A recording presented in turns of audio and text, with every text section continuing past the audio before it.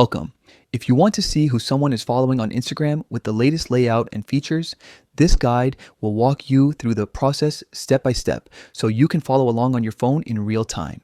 First, unlock your phone and open the Instagram app. Make sure you are logged into your account and that the app is updated to the most recent version so the buttons and icons look the same as what you see here on screen.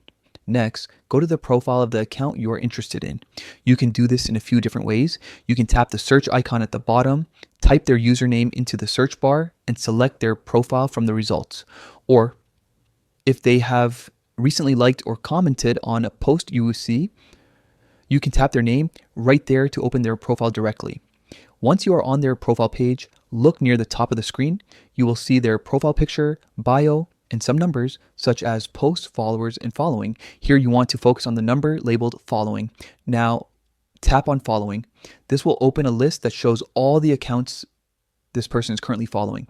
You can scroll through this list to see every account they follow, and you can tap any name to view that profile in more detail.